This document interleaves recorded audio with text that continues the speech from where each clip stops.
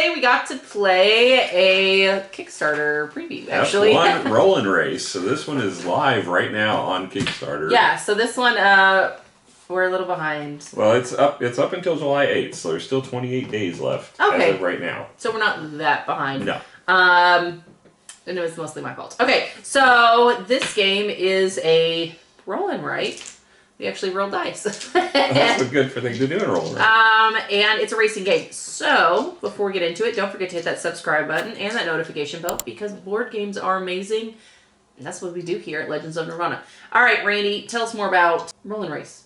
So this one is, they've got different bundles on Kickstarter. They have one that's a print and play, so it's all fairly cheap. You can get the standard one, which comes with 4 maps for $6 roughly. It's translated from, I don't think it's euros or some other denomination, but it roughly translates to $6.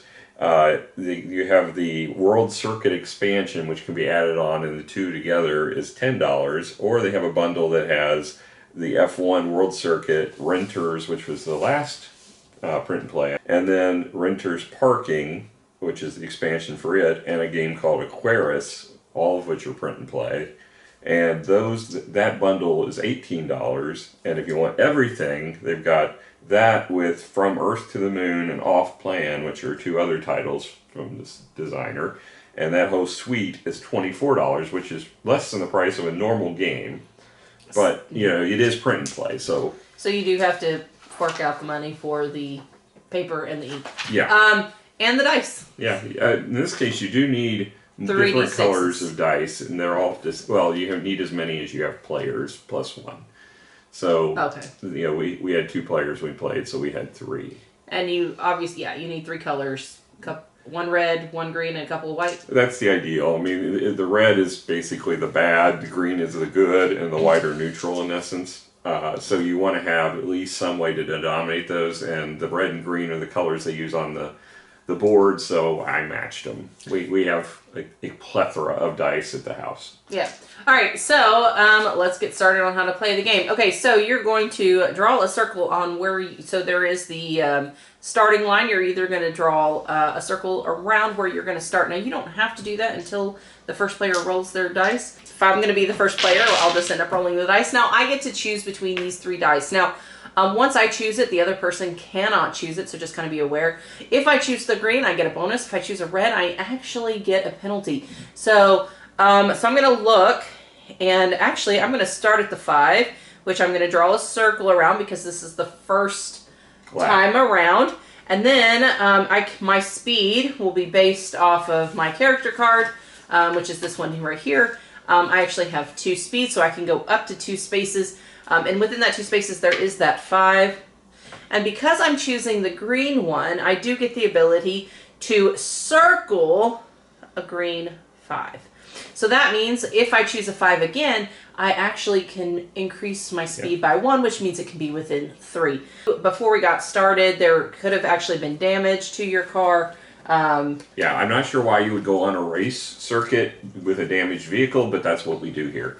Yeah. So you're gonna initially, before you start rolling, you roll dice to represent where the damage is on your vehicle, and you have to mark those circles. If both of the same number get marked, you can't use that number when you're rolling, which really stinks. It really kind of stinks. I'm not sure why we start out with damage. It makes me sad inside. And I think that when we played, both of us rolled the same I rolled number, 6s, and you I rolled threes. 3s. It was miserable, okay? So we both had a number we couldn't use. And then I finally made it to the second lap and got to a race of 6.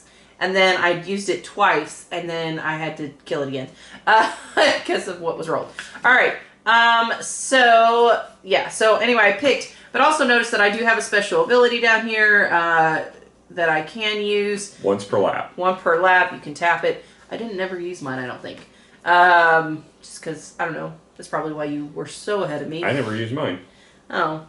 Well, they weren't super powerful, but they give you a little perk. And then the other thing is you have to stay in your lane unless there's kind of like chutes and ladders, little slides on it. If you hit one of the spaces like that, you slide into the next lane, and then you're stuck in that lane until you go. But basically, you have to keep moving forward by selecting a value that you can reach within your speed distance. Since I've got 2 2s, I'm definitely not taking the red one. I'll take the white one. I would start on the inside and I would go to the 2. So I only get to move 1 space, even though my speed is 2. However, he may end up deciding that he wants to... Oh yeah, because I only move 1 space. I have the option to just put it in neutral, which also doesn't, thematically make a lot of sense in a race, but it's fun. So you throw it into neutral, you move 1 space automatically, but you get to automatically mark one of the checkboxes at the top. They have values, spaces, and if you complete the formula, the equation, you get a perk that upgrades your car. So I could put the 2, they've got ones where you have to match numbers, and they have ones that go from lowest to highest value, and I can pick one of those. I'd probably put it one of the low to high value ones because it's a good, nice low number too. Yeah. And so that way I still move 1 space, but I also get a perk for doing it. If you land on a red number, you take that penalty, which means you're going to do damage to your vehicle. And if you land on a green, you either get to take a fuel or you get to upgrade your vehicle. Mm-hmm. The thing is if the fuel's been taken by a previous player, the fuel is no longer there. So just kind of being aware of that. And just to give you an idea what the fuel does, it basically adds 1 to your speed movement capability. When you choose to use it. Yeah.